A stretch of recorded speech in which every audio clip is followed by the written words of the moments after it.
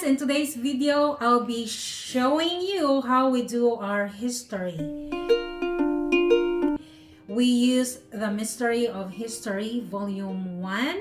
So if we are going to follow this schedule, we're supposed to do history every day, Monday up to Friday, but we don't follow this one. We only do history twice a week, Mondays and Wednesdays. We're going to tackle 3 lessons in a week. On Mondays, we do 2 lessons, and then on Wednesdays, we only do 1 lesson plus the Wall of Fame. There are suggested activities according to your kids' age or maturity, but we don't do that. And that's the beauty of homeschooling. You can adapt the activities or the curriculum according to your family's needs. Today, we are going to do lessons 67 and 68. We're on Darius the First, 522 BC, and Zerubbabel, 520 BC. Are you ready to learn some new things today? Yeah! Yes? I think you should sit down on your seats and just listen to me while I read. We are on week 23. We're supposed to do a pretest before we start the lesson, but again, we don't do that. We used to do this, and then I was kind of, we don't really need that. So we just skip it. So I'm going to read Darius the First and Zerubbabel. Darius the Mede was mentioned briefly in our last lesson on Belshazzar and Cyrus the Great. Last week we did that. Darius was given Babylon to rule by Cyrus and called the king, although he was more of a governor. I would guess, though, that you have remembered Darius the Mede for another reason. He is the one in the familiar Bible story who threw Daniel into the lion's den. Do you remember? Some people tricked him into putting him in the den, because he prayed. Daniel prayed to God, and they said that they could only worship the king. That's right. But They set out a decree that everyone who prays to God will be thrown or killed. In the lion's den? Yes. Yeah. But Daniel was the king's friend, and so the king didn't really want to do it, but he had to. Well, today we'll be looking at a different Darius. This one is Darius the First, who began to rule over the Medo-Persian Empire in 522 BC, a few years after Cyrus the Great died. Unlike Darius the Mede, who only ruled for about 2 years, there is a lot to know about Darius the First. His reign lasted 36 years and was very significant. That's a long time. That's a long time, huh? 36 years. It's 3 decades and 6 years. 1 year seems like an entire lifetime to me. Yeah, do you think? 1 year is so long. Darius the First official title was Shahanshah. I am not sure if I pronounced that right, which means King of Kings. Do you think he's the King of Kings? God is. No, God is. God is the King of all the kings, right? Yeah, it's like He's the king it's of like the universe. the kings, and then there's the one king that is the ruler of those kings, and then there's another king which is the ruler of the whole entire world. Why you have to do? God. Why you have to do your neck like that? Okay. Have you ever heard of the Shah of Iran? No. He was one of many rulers in Iran who carried the title Shah as started by Darius the First. The last Shah of Iran ruled only decades ago, up until 1979, when he was overthrown by Ayatollah Khomeini. I'm bad at pronunciation, guys. But back to Darius the First, he apparently had a big ego. Ego, what's that? Pride. Oh. He, like many of the ancient Egyptian rulers, thought he was appointed by the gods to be a ruler. He had a stone carved with these words about himself: progeny of Ammon, living image of Re, a god. Though overly proud, Darius the First did a lot of good for Persia during his reign. When we study more on the Jews, the Greeks, and the famous Battle of Marathon, you will hear about Darius the First again. For now, you can remember him as one of the more significant Medo-Persian rulers. So who has any questions? Me. So this is the activities for lesson 67. If you have younger students, they're supposed to do this. If you have middle students, this is the activity. And if you have older students, this is the activity. But again, we don't do any of this. So now we will go to lesson 68, which is Zerubbabel. You ready to listen? Yes. Yes. Are you enjoying it? Yes. Yeah? Okay. Think back with me to the kings of Judah during the Babylonian captivity. The last three were Jehoiakim, Jehoiachin, and Zedekiah. None of them was a very admirable king. Jehoiakim, however, had a grandson named what? Who? Zerubbabel. So Zerubbabel is Jehoiakim's grandson. Yeah. Who would rise to leadership and prove to be a true servant of God?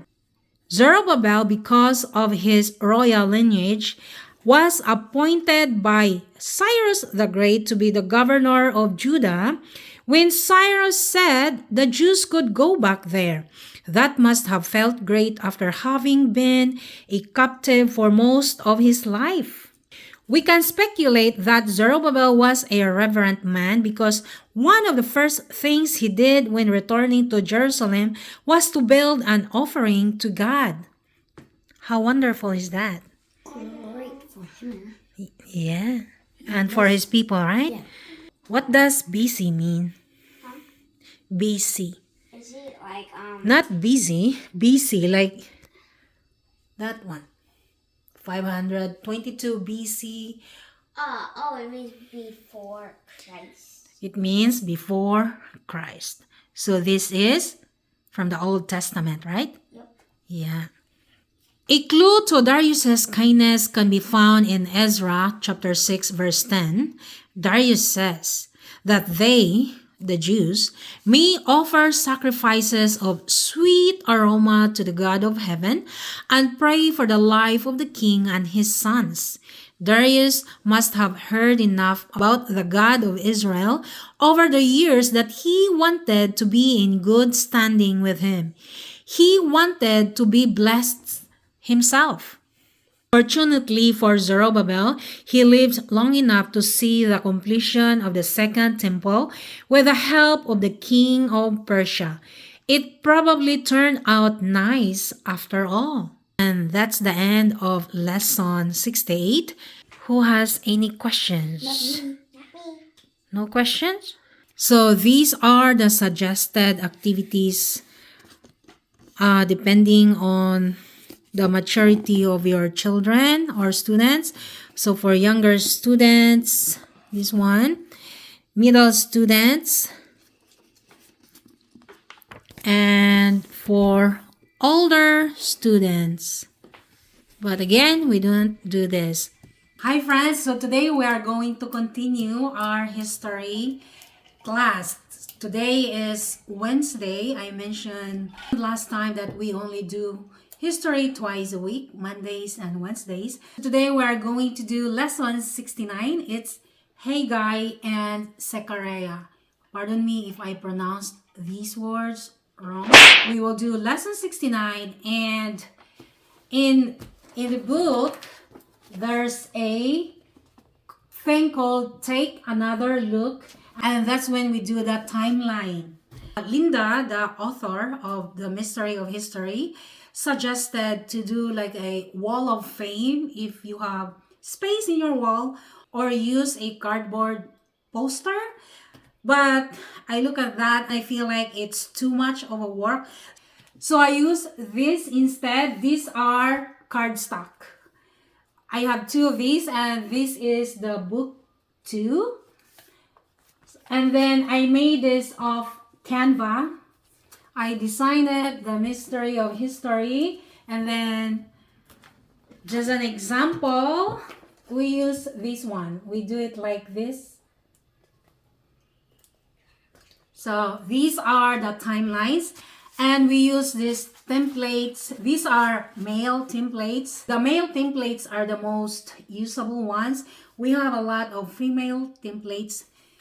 In the Bible or in history, there are really not much of a female. It's more of a male. I also made this one off Canva. I designed it, and these are the timelines that we will put it here together with this one. And there's also a suggested somewhere in time. There are 3 levels: younger students, middle students, and older students. These are the suggested atlases, but we rarely do this. I feel like it's too much. So we only do the timeline or wall of fame. This is the book, The Mystery of History, Volume 1, Lesson 69, Haggai and Zechariah. Before we leave the story of Zerubbabel and the temple too far behind us, I want you to know the story of 2 more prophets. Who are they? The prophets Haggai and Zechariah. They are both used by God to help Zerubbabel with the huge task of rebuilding the temple in 520 BC. They may or may not have laid real bricks with their own hands to help with the rebuilding, but these prophets definitely helped to lay the spiritual foundation of the structure. And that is very important, the spiritual foundation. The book of Haggai, that's a book in the Bible, is a short one found right near the end of the Old Testament. It only covers a 4-month time period and tells us very little about Haggai himself. What we do learn is more about the heart of God. I did not record the whole thing while I was reading the lesson, and now it's time to do the wall of fame. I'm just going to cut these things. Hello. And we are going to put him here. We've done Confucius. This is from last week. Belshazzar and the fall of Babylon, and Cyrus's proclamation. These are the suggested activities for lesson 69. They are in different age groups, but we don't do this. And this is what we're going to do. Take another look. Review 23 lessons 67 to 69. Wall of Fame, and then Somewhere in Time. But we also don't do Somewhere in Time. That's more of a geography. There will be 3 things that needs to be done. 4. 4 of these for Darius, Zerubbabel, Haggai, and Zechariah. Who wants to draw who? I'm going to draw Haggai. I'm going to draw Haggai. Okay, Haggai, Zechariah. Who wants to draw Darius? I want to draw Darius. Okay, so you draw... What did you say? Haggai and Darius. It's close. Oh my goodness. Close. So for Darius the first, use a male template, which you already have. You have to draw a Persian king because Darius the first is from Persia. Got it. These are the instructions. Is he the Persia king? He is a Persian king. Okay. Consider adding some of the features described in the lesson. For example, a square beard with curly and straight strands. And then place a real postage stamp next to the figure on your timeline to remember his contribution. Remember, he wants the mail service to be better. Remember, that's what he did. And then for Zerubbabel, for you, use a mail template to design Zerubbabel. Before cutting him out, you draw a hammer in his hand, and we have to place a golden cross on him because he was in the line of Christ. And then I will give the instructions for the other two later. So you work on your drawing. It looks like Thanos. I'm gonna make little jewels, I guess. The beard looks like Thanos. So that's Darius the first. Yes, I'm drawing him. This will be the best drawing in the world. That's Zerubbabel. Yeah. Yeah. I'm just gonna draw his little buttons on his shirt. That's who? Zerubbabel. Cute. I did my masterpiece. So who is this? It's Darius the There first. is the first. You can see the little D right there. You know how kings have those little scepters or Stop. something? Yeah. It may look like his mouth is open, but that's his beard. Yeah, I can tell, maybe.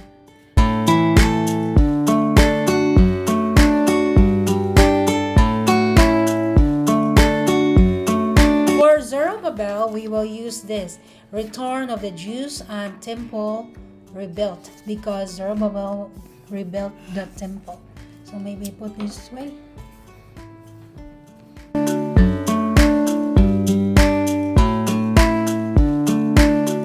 Why we place a cross next to Zerubbabel? Because he's in the line of the promise. Yes, to signify the lineage of Christ. Good job. I'm doing the H, the Hagar. Haggai. What do I do? Hagar. You are going to do Zechariah. What do I make him do? There should be words coming out from their mouths.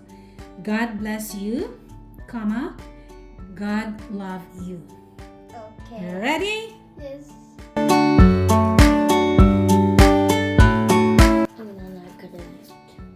Hmm? Oh, wait, Yeah. Haggai and Zechariah are going to be on the same one. Yeah, they should be next to each other. So I'm going to put mine over here. So I do put this in the middle, and mine goes Yes. here, and Sissy goes here. Yes.